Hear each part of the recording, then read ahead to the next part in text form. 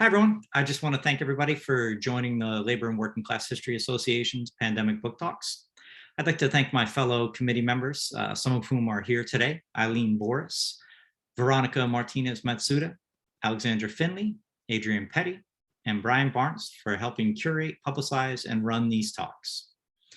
So after a brief introduction, Dr. Carson will discuss her book for approximately half an hour, and following the talk, we'll have a short Q&A, perhaps about a half an hour as well. Please note the chat icon on the bottom of your screen.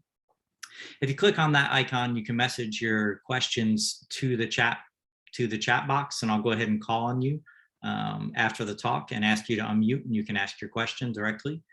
I'll be posting some other links and whatnot into the chat box throughout the talk. I'll be posting, I want to remind everyone to go ahead and who's not a member of LAWCHA, of the Labor and Working Class History Association, to consider joining.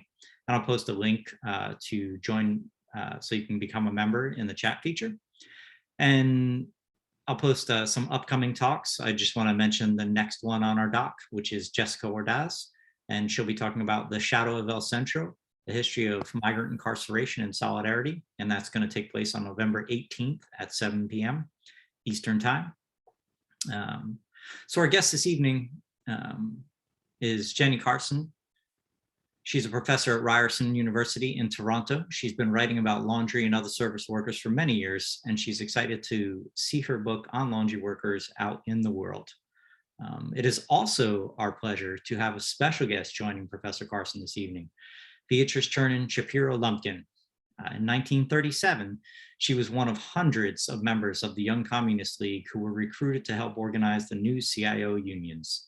Since her mother and father were both laundry workers who operated their own laundry, it was natural that she became an organizer for the LWIU, the Laundry Workers Industrial Union, which is part of the story that brings her here tonight, since we're here to discuss Jenny Carson's most recent book, A Matter of Moral Justice: Black Women Laundry Workers and the Fight for Justice. So at this time, I'm going to go ahead and turn it over to Jenny Carson. Hi, thanks so much. And I wanted to mention I'm going to share some of my time with Bea Lumpkin, who I definitely want to have a chance to talk about her experiences. She was there in the 30s when the battle I chronicle culminated in organization, and she was an important part of that. So we definitely want to hear from Bea as well. And so first off, thank you, LAWCHA, for inviting me. It's a pleasure, it's an honor to talk about the laundry workers, and of course to be here with Bea, who is part of that great organizing drive. And I want to especially thank the people who helped make this book possible. And many of you are here tonight. Alice, Margaret, it began with you, Meyer, other colleagues, and my wonderful students, many of whom worked as research assistants on the book, and who I couldn't have done it without you. So I'm gonna try to share my PowerPoint. We're having a few problems before. Is this looking okay? Yeah, are we on the right mode? Yes. Yeah, Good. Okay, fantastic. Okay, wonderful. So as many, and there's kids in the background, as you saw before. So, as many of you know, the laundry workers, they've been with me now for a good 20 years. And I joke in my acknowledgements that I didn't think it would take this long to get the book out into the world. And I certainly didn't think it would coincide with a global pandemic. But in any event, 3 little boys came along and the timeline got a little bit extended. But I think in many ways, the delays were actually quite useful in terms of my own thinking about how to tell this story, which had the opportunity to be influenced by the recent and really great work done by scholars, often scholars of color, on Black working class activism and civil rights organizing. Scholars who have demonstrated that the modern civil rights movement was connected to and inspired by the labor mobilizations taking place across the urban industrial North during and after World War II. And so I argue that the laundry workers that I write about here were part of those mobilizations. As workers organizing in the 1930s, in the 1940s, they were fighting not only for economic rights, but also for racial justice, for gender equality. And thus I argue that we can locate them as part of what scholars have termed the long civil rights movement.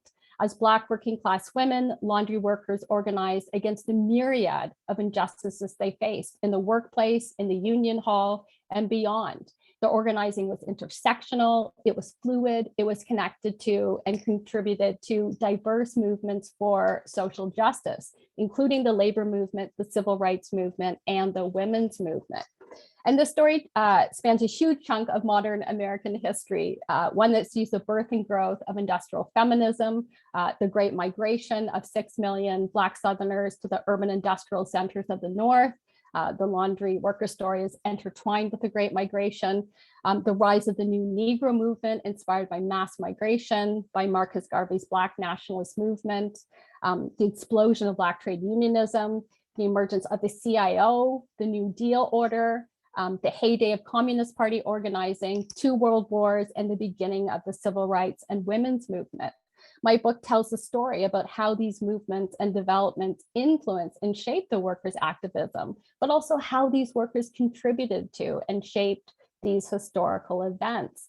Now, I mentioned in the beginning that the extended timeline, and a huge thank you to the University of Illinois Press. From when I started to what I ended, I had 3 brilliant, amazing editors who really stuck with the project. We're always excited about it, and we're really so important, right? And bringing it to life. But the extended timeline kind of shifted how I interpreted and read the laundry workers' experiences. You'll hear tonight that the laundry workforce was predominantly female. It was a predominantly racialized workforce. Large numbers of women of color work in power laundries. And the laundry workers were historically, and they continue to be, the epilogue of my book looks at the current state of the industry, which is depressing and has some similarities. Laundry workers were historically and continue to be highly exploited, poorly paid workers. So then my book tells a very familiar story about American capitalism resting on and profiting from the systems of racial exploitation and gender inequality that go back to the founding of the nation. Black women work in hot, sweaty, difficult, low-paying, low-status jobs in power laundries because of foundational systems of racial and gender exploitation survived emancipation and were embedded in industrial capitalism. So it's a story about how the labor market is raced and gendered in ways that see women of color with the fewest economic opportunities. But it's also a story about how the most exploited workers have resisted and disrupted these systems. It's a story about a group of women workers who at every moment were making careful decisions about how to pursue personal dignity and economic and racial justice. The women I found in the union records, in the Amsterdam News, in the Daily Worker, in the oral histories I conducted, in the oral histories others conducted, made very clear that African-American and Caribbean women workers were not only or even primarily victims of American capitalism and white supremacy. Though of course these systems shaped their trajectories, just as significantly, they were fighters. They were fighters who took on their bosses, and when necessary, their union bosses. Their power emanated from their lived experiences of multiple systems of oppression and their long history of organizing against injustice. Their race and gendered understanding of their oppression as workers was in fact a source of their strength, I argue. It enabled them to organize in diverse spaces and work with allies from different movements. At times, the laundry workers will ally with the women's labor movement through the Women's Trade Union League. At times they'll work with the Negro Labor Committee. At times they'll work with Black social reform organizations and often with white Jewish radicals. And so, the multiplicity of their oppression led to a richness of coalitional possibilities. Of course, most significantly, their strength and solidarity comes from their collaborations with one another. with Black women who share similar experiences of oppression in the working class. So it's really a story about resistance as much as it is a story about exploitation. And finally, because these workers ultimately join the CIO, and then they affiliate with the Amalgamated Clothing Workers of America, the powerful men's clothing union. It's also a story about the industrial union movement, about the ways in which the industrial union movement both nurtured and constrained the women's activism. Okay, so I tend to speak very long, so at some point, so somebody wave if I'm going on too long. Okay, quickly, I want to tell you why the laundry industry first. Like, why did I spend 2 decades on this? And the quick answer is that industrial laundry workers haven't actually gotten a lot of historical attention. And I find that surprising, right? Given that this was a really big service industry. It was one of the biggest service industries in the United States in the first half of the 20th century. By 1930, power laundries employ 250,000 workers nationwide. Yet it still feels a bit like a forgotten industry. And I think a big part of that is because today most of us, wash our clothes in our homes, and we don't tend to think of laundries having an industrial era, but they did. In the 1940s, the best estimates I could cobble together were that about 3/4 of urban families sent part or all of their laundry out to an industrial establishment. This is in addition to restaurants, hotels that send in their flat work, their tablecloths and sheets to be washed and pressed in laundries. And so it is a really significant industry. I want to mention that there are plants of a whole bunch of different sizes. So we have smaller laundries with like 50 workers, and then we have laundries with 1,000 workers. So it's a really sort of chaotic, kind of decentralized industry. It's also an urban industry, right? It's an industry that flourishes in cities where there's concentrated markets of families and businesses. Okay, so my point here is that this industry needs more historical attention. But I think ultimately what kept me with the workers is who did the work. So what I discovered was that by 1930, the power laundry was the leading industrial employer of Black women in the United States, and employed more Black women than the garment trades and the tobacco trades put together. They begin to employ Black women during World War I, when labor shortages compel industrialists to hire non-traditional sources of labor. But in contrast to most other industrial employers, power laundries continue to employ Black women after the war. And in fact, what I see is that in places like New York City, laundry owners will actually relocate to Harlem. They'll relocate to Brownsville, Brooklyn. These are this is where large Black populations live. They'll relocate there and actively recruit Black workers. And then of course, take advantage of their lack of economic opportunities to pay them less than white workers. So, a question I tried to answer in the book is why do we see in the laundries this exception to the broader pattern of industrial exclusion of Black women?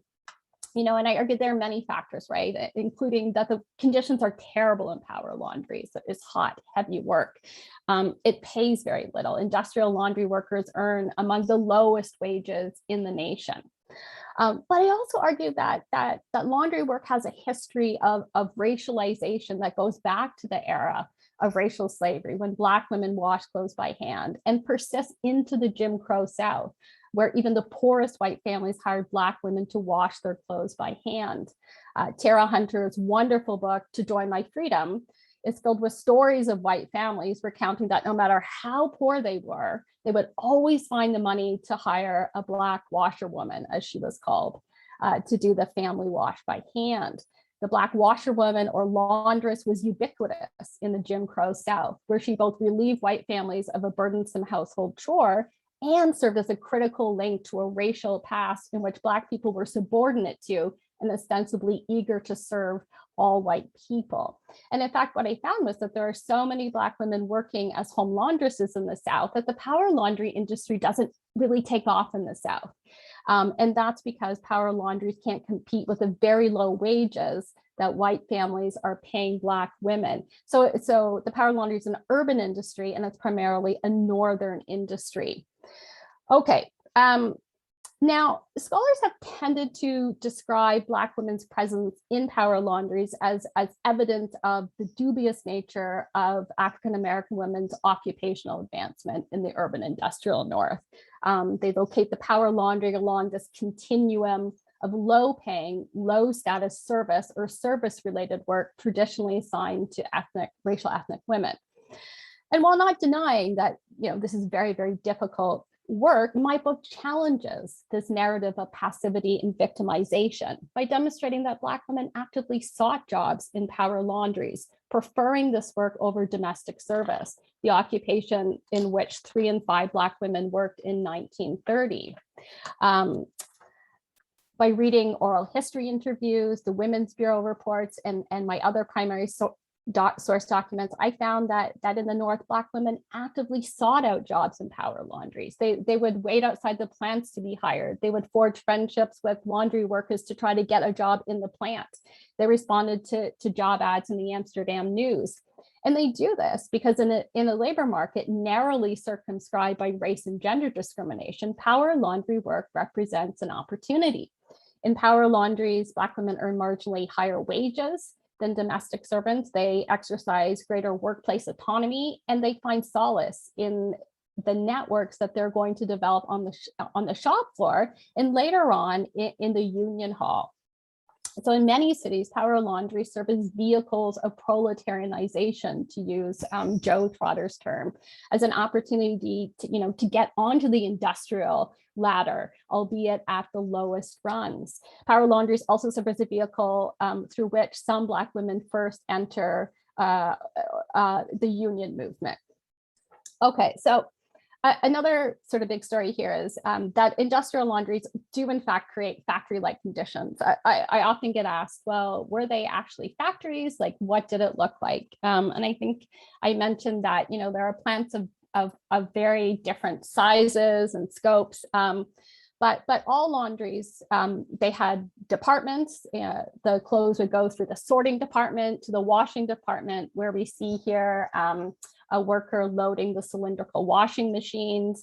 It would go to the tumbling department, the starching department, to the ironing department. The ironing department was the biggest department in the plant, where mostly Black women work. And much of the work is done on machines. The workers are supervised by foremen. They're assigned a specific task. So what we see is very typical aspects of Taylorism and managerial control, right? That's happening in other traditionally home-based occupations that are moving out of the home and into the factory. And I think the pictures kind of demonstrate this. Conditions were quite poor. Workers developed respiratory issues, rheumatism from all the hot, wet, steamy clothes. It was very common that workers would burn themselves on the machines and on the chemicals. Accidents on the slippery floors were quite common. And sexual harassment was pervasive in the industry, especially towards the African-American women workers. And so, what we see here is really like another kind of, female-dominated sweatshop industry emerging.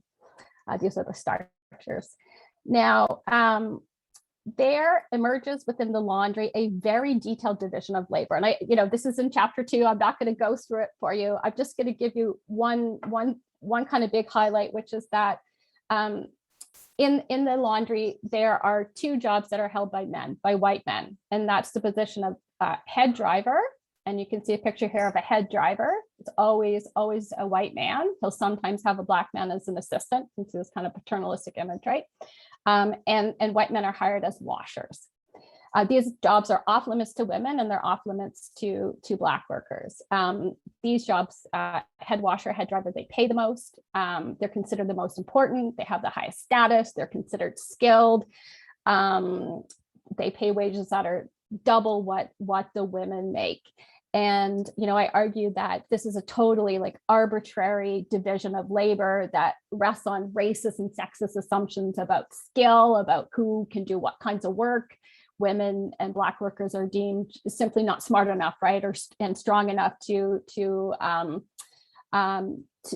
mix chemicals and be out on the road. It's also about who power laundries want representing the business, and they want white men out on the road as representatives of the business. And they're also very aware that and concerned that the white public wouldn't have liked Black men coming to sort of intimate domestic spaces like door stoops and apartment hallways to pick up laundry from white women. So they're very happy to sort of police the Jim Crow sexual boundaries in place. Now, what's so significant about this division of labor is that the drivers will organize with the Teamsters independently of the inside workers, who will organize with the Laundry Workers International Union. One of the workers I interviewed, Jesse Smith, said, you know, it was just completely Jim Crow. I'm going to come back to that in a minute. Okay, so the terrible conditions will inspire workplace mobilizations and lots of allied support. And the first part of the book looks at laundry workers nationally and sort of, you know, traces the industry nationally. And the second part of the book looks at the industry in New York City. And why do I choose it? It's the leading center of the laundry industry, and it's one of the few places where the workers managed to form a union. So it provides, you know, an opportunity to sort of look at the conditions that can lead to successful organization. And the union that represents the laundry workers ostensibly is the AFL affiliated Laundry Workers International Union. And like, you know, so many AFL unions, it's really disinterested in any but the minority skilled male workers in the industry. It has little to no funds. It's really sort of missing in action. When laundry workers in New York, when women laundry workers in New York go on strike, you know, the International doesn't even send an organizer from their headquarters in Troy. So the AFL is kind of, you know, not in the picture. But the laundry workers will have support from other places. And one of their most ardent supporters is the Women's Trade Union League. And it's actually in their records that I found the laundry workers and then realized, oh, I wanted to write about the laundry workers more than I wanted to write about the Women's Trade Union League. But the Women's Trade Union League stayed with the story because they were really, as I said, an early and critical supporter of the laundry workers. Under the leadership of socialist capmaker Rose Schneiderman, the WTUL, the Women's Trade Union League, becomes more and more invested in the laundry workers in the 1920s, precisely because this is the decade in which large numbers of Black women enter the power laundry workforce in the urban North, a function of the Great Migration and of worker and employer preferences. And Schneiderman feels very strongly that these women ought to be able to join a union, and that this represents an opportunity for organized labor to prove its potential to Black workers, which it certainly hadn't done yet, right? In the 1930s, I'm getting there in a second, in the 1930s, when the workers do organize a union, the WTUL is right there providing quite important support. They send organizers, they send strike relief, and significantly, the status of their middle and upper class allies is you know, really kind of important. For those of you who don't know the Women's Trade Union League, this is a progressive era organization, and it's comprised of working women, but also middle and upper class women. They were called allies, who were you know, interested in supporting working women. And so these allies were very involved with the laundry workers. And in 1933 and in 1934, when the laundries are erupting in strikes, we have the First Lady of Pennsylvania, Cornelia Bryce Pinchot. We have Grace Childs, the wife of the business scion, Richard Childs, coming to the picket lines in their mink coats. They're dropped off in limousines, and the press flocks to take pictures of them, you know, picketing alongside, quote, poor, scantily clad African-American women laundry workers. In a funny anecdote, Eleanor Roosevelt is a member of the Women's Trade Union League. And in 1933, she lends her Secret Service agents to a group of striking laundry workers in Brooklyn who are being beat up by the thugs that the employers have hired. So she said, take my Secret Service agents for the day and see what that does. And when the employers called the workers in Roosevelt a couple of dirty reds, they were hauled off to jail. The Secret Service agents had them sent to jail. So, these are funny interventions. And I talk a lot about these cross-class and interracial alliances that were forged in the context of the women's labor movement. And they argued that they could be quite useful in generating publicity and sort of raising funds in a very practical way. But I also discuss in the book how they could sometimes be problematic, right? With allies trying to impose their own ideas and agendas on union campaigns. And so what I do find is that at moments allies, trying to moderate, even police the behavior of Black women on the picket lines, right? And so, they're not uncomplicated alliances. The Negro Labor Committee, led by socialists Philip Randolph and Frank Crossway, is also an early supporter of the laundry workers. But of course, the most effective organizers were the workers themselves. The worker-led organizing upsurge that leads to unionization begins in the early 1930s. And it's sparked by, long-standing grievances, but also by the deterioration in working conditions that accompanied the Depression. Dolly Robinson, who I'm going to talk about in a minute, reported that in 1931, the workers earned $6 a week. They worked 72 hours, and that the bosses would get abusive and raise their hands. Existence, Robinson argued, was almost impossible. And so the workers mobilize. And at the center of this campaign were 4 women, who I'm going to spend the rest of the time talking about. One of them is Charlotte Adelman.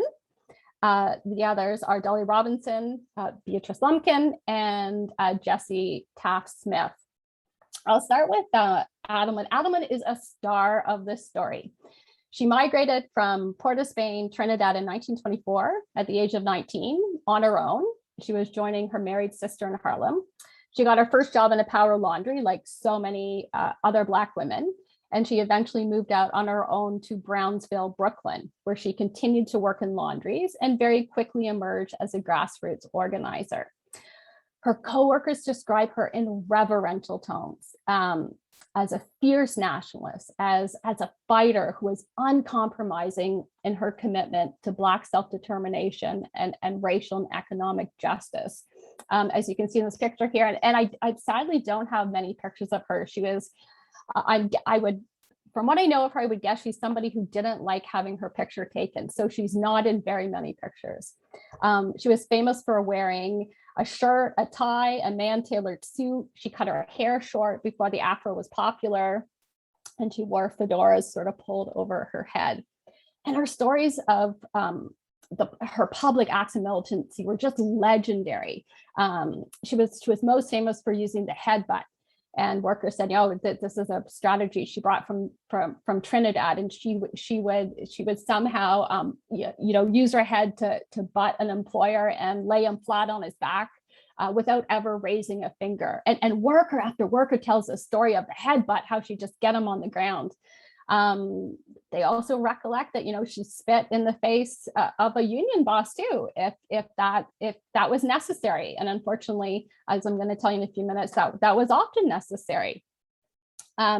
She joined the Black nationalist and Pan-Africanist Garvey movement, inspired by its message of race pride, Black solidarity, and decolonization. And a lot of workers, when they talk about her, they really locate her activism and attribute it to her Garveyism and to being from Trinidad. In 1933, she goes to a group of drivers who are organized with the Teamsters and says, hey, can you help me organize the inside workers? And, those inside the plants. And they blow her off. And so she begins holding meetings at night in her own home on Thetford Avenue. 7 workers show up to the first meeting. And from there, she keeps organizing. The ACWA will later pay homage to her for getting the ball rolling with that small nucleus of workers in her home.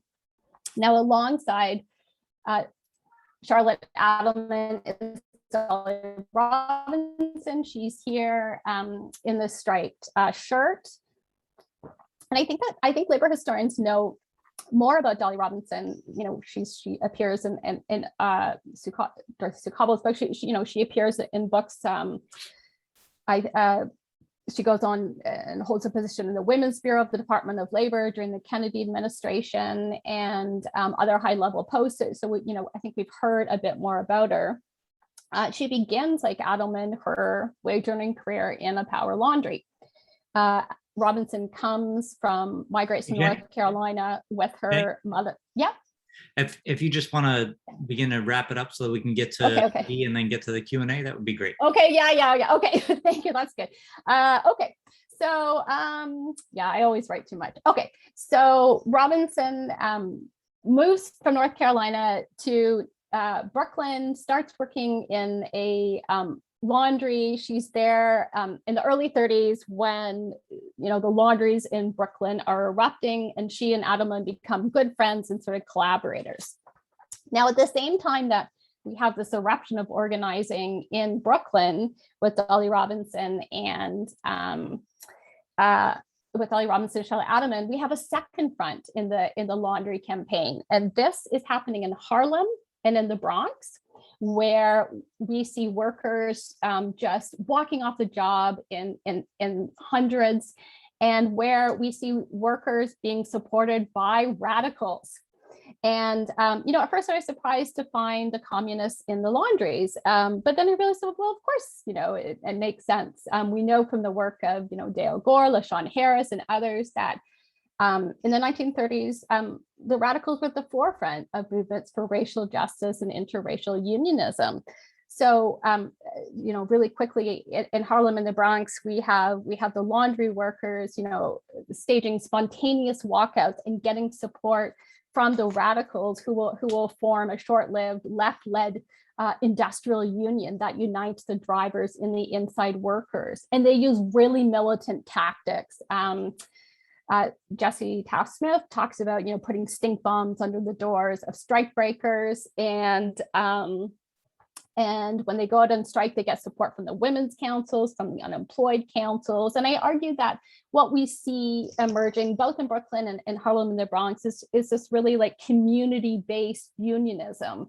They're organizing within their communities, they're organizing industrially, interracially, and it's a grassroots, really, really militant movement. Okay, so really quickly, what this leads to is in 1937, Beatrice Lumpkin, sorry, can't leave. I'm going to do 5 more minutes. I'm so sorry.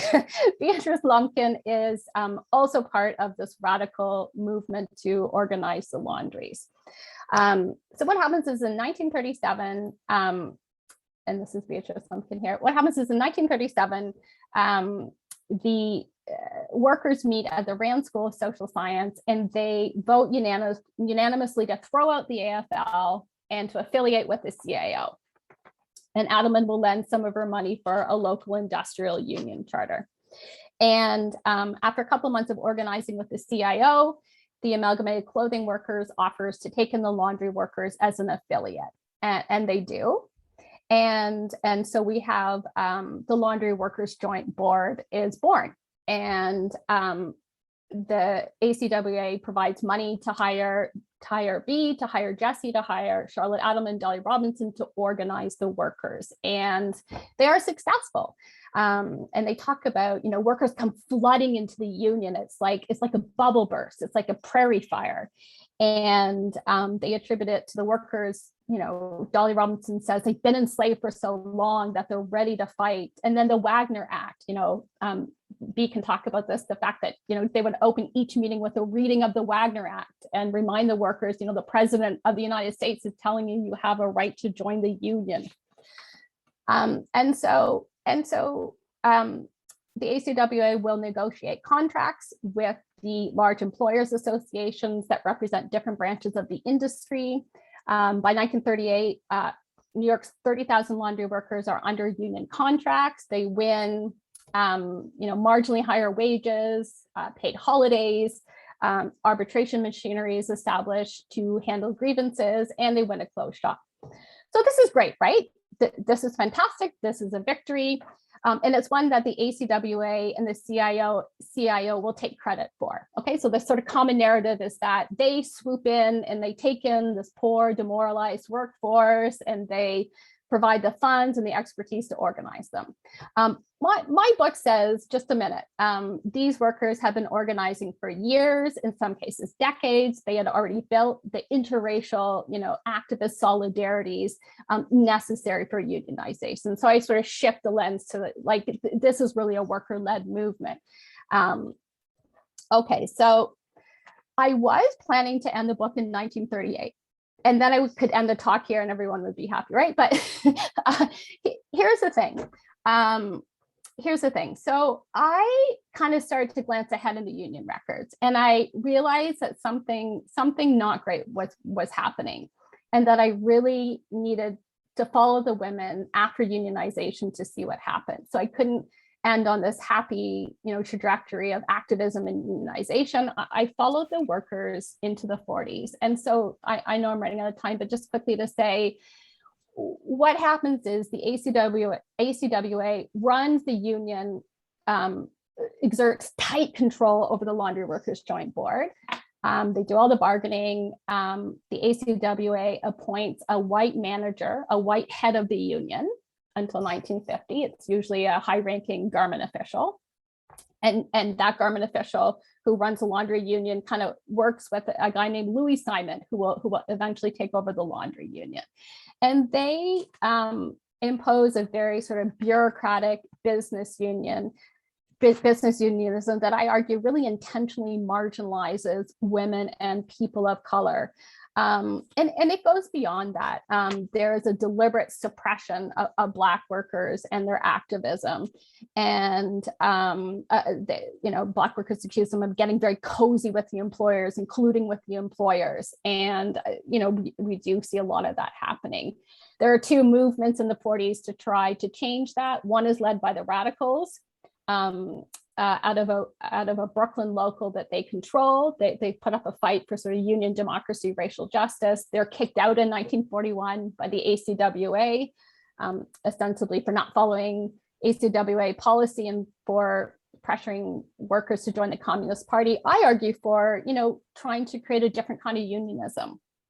The second, and I'm moving into the final stage here, the second sort of front in the battle against the leadership is called the Democratic Initiative. The Democratic Initiative, this was a name given to it by Dolly Robinson, and it refers to a group of about 10 activist Black leaders in the union who enjoyed the support of the workers, of the predominantly Black workers. It's headed by Charlotte Adelman. And in the 40s, the Democratic Initiative will fight at every moment to they will fight for. I'm sorry, we're gonna have to really wrap it up. So there is a Q&A, and we do want people attended because in part they want to be able to. So 2 more sentences. So I argue that they put up this big fight. They practice a civil rights unionism that brings them into conflict with the leadership, and they're both ejected from the union in 1950. Adelman first, and Robinson is reassigned, but effectively removed from the union. So kind of a disappointing story, but I, at the same time, I argue that it's their resistance is incredible, and the ways they organize were incredible, and I think have lots of lessons for today. So maybe if anybody wants to ask me about that, I'd love to talk about that, that last part. Okay, great. If you can exit your screen share. Oh yes, and I didn't. Okay, really quick picture. Dolly Robinson. But if we have to move on. Yeah. Okay, great.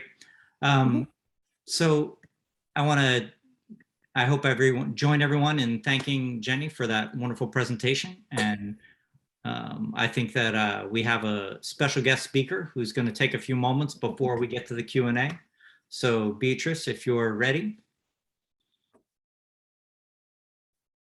It could take more than a few moments, but I'll keep it to very short.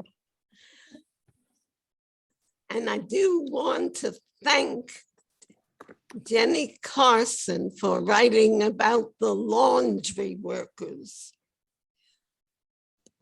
My first point is the history books say that FDR, Franklin Delano Roosevelt, gave us the New Deal. That's not entirely accurate. We fought for the New Deal and we turned Roosevelt around. And he was great in that he responded to our pressure. I don't know what we could have done to turn Trump around. So Roosevelt was great, but he moved under the pressure of a great mass movement. Second point I want to make is the role of the Communist Party in preparing the groundwork for the rise of the CIO in 1937, not only by popularizing industrial unionism. Before that date, the labor movement was pretty limited to just the skills trades. But equally or more important was laying the groundwork for what today we call the civil rights movement. That's a long story, so we'll simply say that the Scottsboro case that became an international movement and the fight against racism and earlier strikes, like around 1929, of the textile workers, that these were all movements that, by the fighting against the racism that was dividing the working class, made it possible to organize the big mass industries in the United States. And I don't doubt that there were similar developments in Canada. Last point is the importance, and this brings it right up to date. Really, I was a foot soldier. That was my role. But it was very easy because a pro-union climate had been established. And part of that, as Jenny told us, was the Wagner Labor Relations Act, that we could tell workers, and it's the first thing we said in organizing, you have a right to join the union that's backed up by federal law.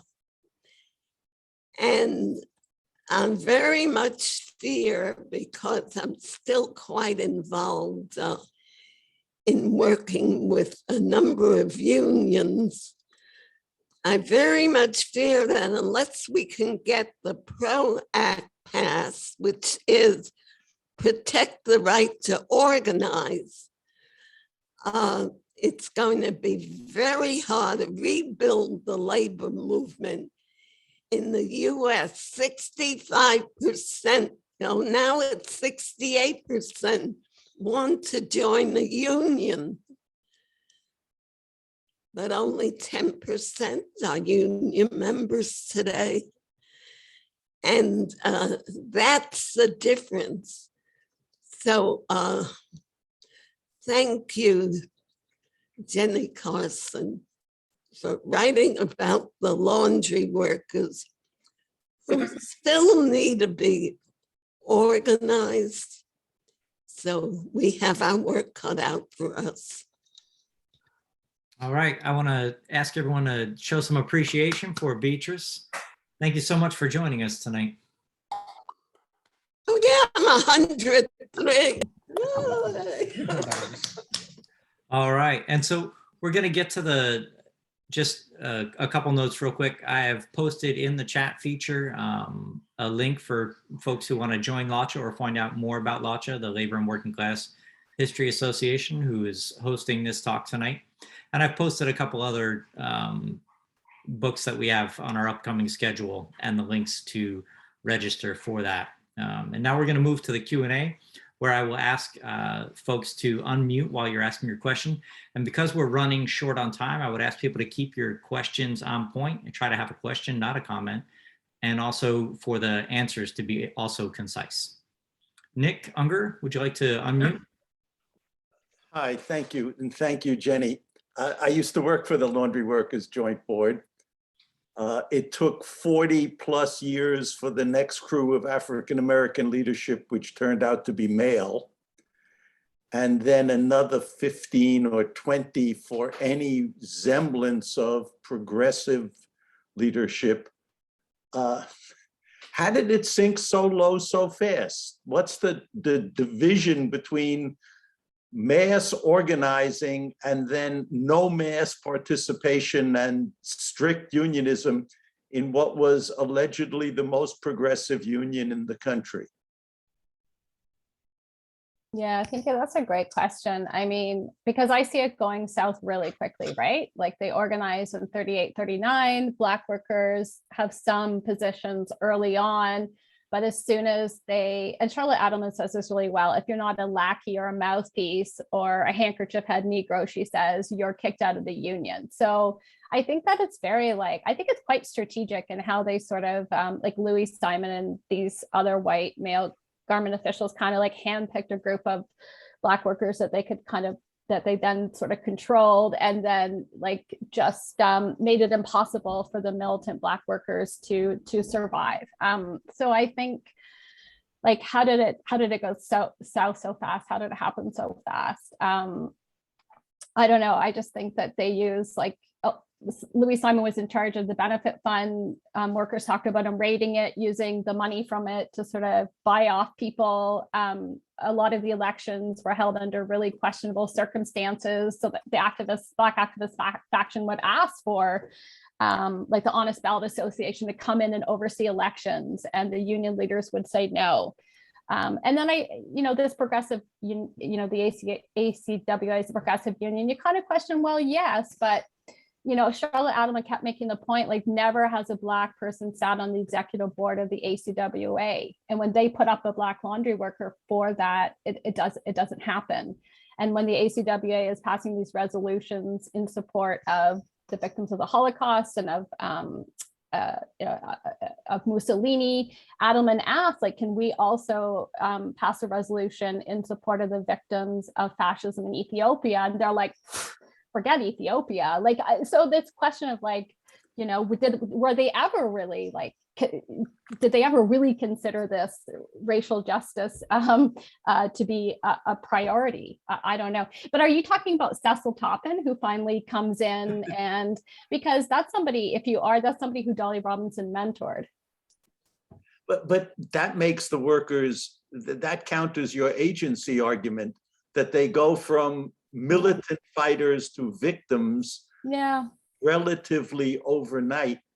And so there's got to be more to it than that.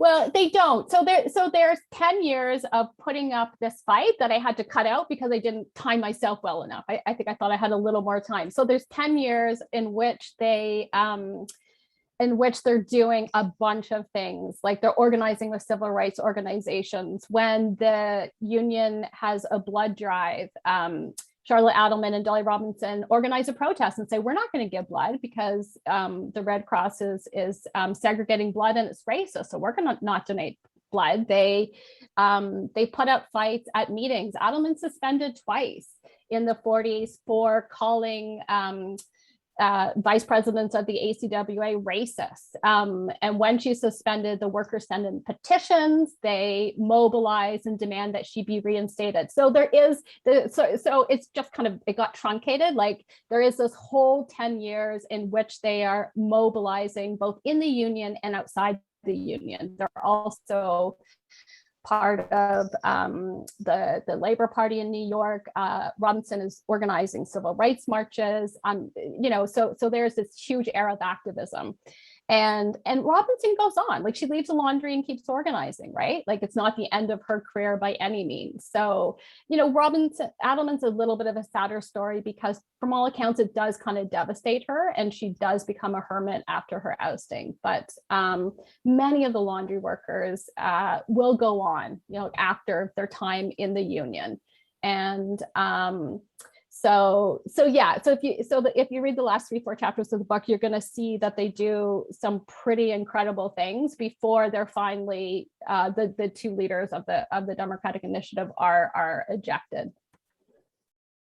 Okay, we're going to move on to our next question, which Nell, is there a question? Did you want to ask a question, or is that a comment? Sure. Wonderful talk, Jenny. I wanted it to be 2 hours, and any of the rest of the arc in terms of how you connect it to contemporary organizing struggles is great to hear too. Thanks, Nell. And I want to give a shout out to Nell. We wrote a paper together, so we're co-conspirators. She knows a lot about laundry workers and is now. Are you the president? No. What's your position? Tell us. Director of Research at the Communications Workers of America.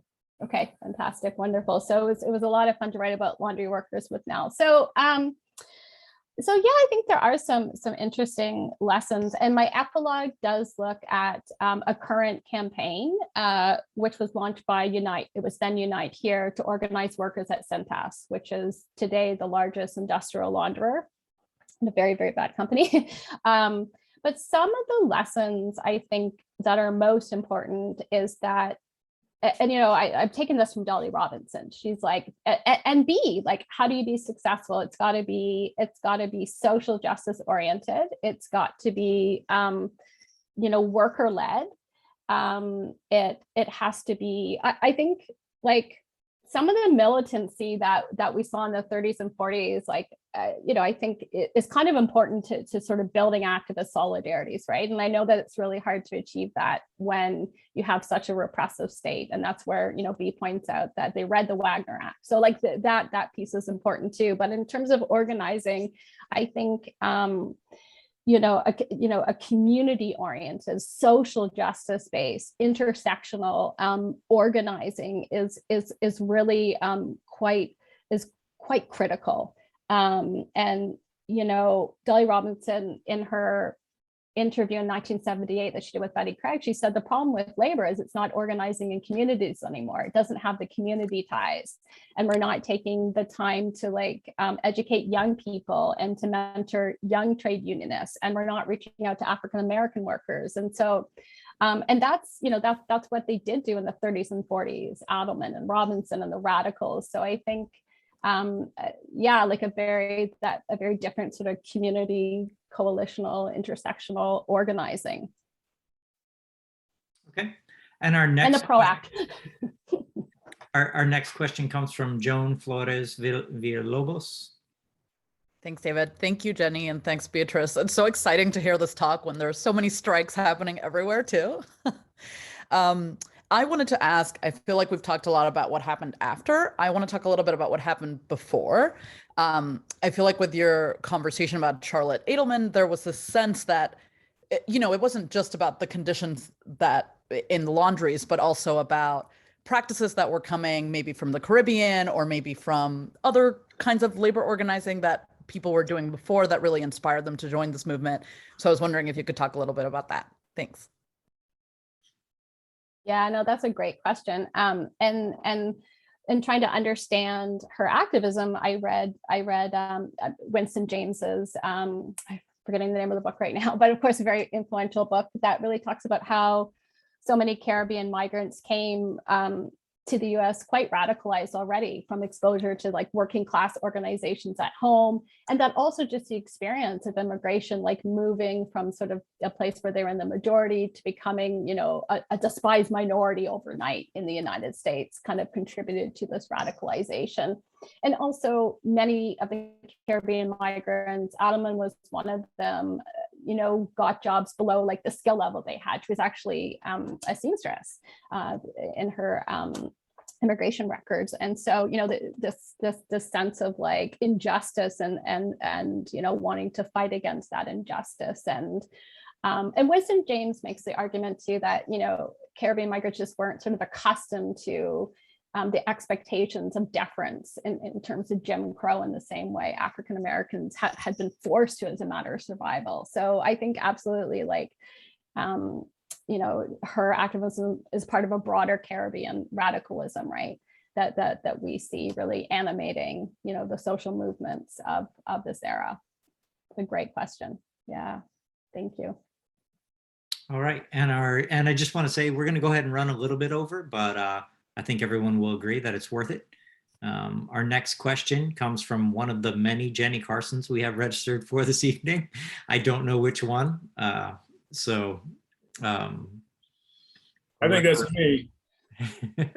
Yeah, so this is Melvin McCrae. I'm actually the son-in-law of Dolly Robinson, and I was invited by Jenny Carson. That's probably why her name appears under me, and I'm really Melvin McCrae. And the question I have is, you could talk about the role of Bessie Hillman in protecting my mother-in-law, Dolly Robinson, at a time when she threw her support behind Charlotte Adelman. And both Charlotte Adelman and Dolly Robinson were under attack because of that, because that's a big, you know, no-no. They went against the establishment. And unfortunately, they didn't have enough votes to win. And so there was a lot of retribution. And Dolly Robinson survived in part because of her relationship with Bessie Hillman, which was a long-term relationship that they had. As a matter of fact, my wife calls her Aunt Bessie because she was a godmother when she was christened. But anyway, I think it's important to talk about the role of Bessie Hillman in this whole process. And unfortunately, you're right, Charlotte Adelman was really crushed after that vote and ousted from the Union and never really recovered. She became a recluse, unfortunately. But thank you, this is a great talk, I appreciate it. And thank you so much for lifting up the voices of people like Dolly Robinson and Charlotte Adelman. It's very important for our history. Well, it's my honor. I mean, I just hope I've done right, you know, and so it's part of why it took 20 years. I wanted to get it right. So I think, yeah, thank you so much. That's a great question. And no doubt, it's true. Robinson and Bessie, Dolly Robinson, Bessie Hillman were very close, and Bessie Hillman was, you know, very protective of her, and, you know, they were like family, right? I mean, they were family, they were chosen family. And Robinson in her interview alludes to that, right? That she had a wider berth than many in the Union because of her relationship to Bessie Hillman and a few others who would really, you know, try to create the space for her activism. But at the same time, I think also it is like there are different approaches too that led to the different outcomes. Like, and there's a beautiful quote by Dolly Robinson in her interview where she says, "It takes evolution and it takes revolution to affect change, and you have to decide which one you're with."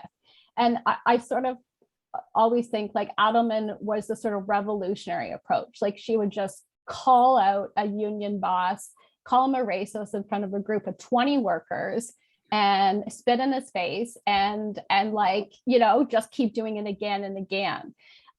Without sort of like, I mean, thinking about job loss, or we don't know for sure, and Dolly Robinson, my sense is that she was just as sort of committed to racial justice, just as militant, but she used maybe a more diplomatic approach, right? That she worked through building like worker education and forging alliances with progressive people like Bessie Hillman and mentoring young trade unionists. So and Mavis Springer alludes to this, that they had these different approaches that worked well together. But I think that the sort of confrontational approach of Adelman is what, ultimately led her to be kicked out entirely. And Robinson isn't really kicked out exactly, but she's reassigned to organize in the South, what she understands as a banishment. So I think it's, yes, the protection, she had from Bessie Hillman, but also her own personality, right? And the way that she kind of handled the politics differently. But I think that you need evolution and revolution is a great quote, and that those two work so well together, right? All right. We have, I think, what is going to be our last and final question, and that is coming from Maggie Gray. Do you want to go ahead and unmute yourself?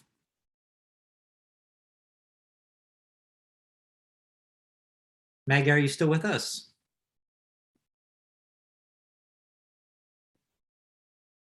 I'm looking for it at the top of the screen now. I do not see. Oh, Maggie is still here, but okay. We're gonna move on to Issei Matsumoto. Do you want to unmute yourself and ask your question? Sure, I'll unmute myself. So Jenny, thank you for the wonderful talk. You mentioned that sexual harassment was something that many of the women face in the workplace in these laundries, and I was wondering if there are any formal or informal avenues for redress that they could seek, and how did specifically gendered abuses in the workplace inform or create challenges for some of the organizing? Yeah, I think this is a great question. I mean, I wish I could tell you that there was an avenue for them, and they're just like the short answer, because I know we're running out of time, is there really wasn't. And in fact, one of the reasons Charlotte Adelman is kicked out is that, and Rabia is here. This is a grad student of mine who really helped me find this source and find this. So thank you. I'm so happy you're here. Charlotte Adelman is sexually assaulted by a employer when she goes to get some back pay that a worker is owed. He rips her jacket and grabs her, and she goes back to Louis Simon. She goes back to the union and says, what happens? You need to pursue this.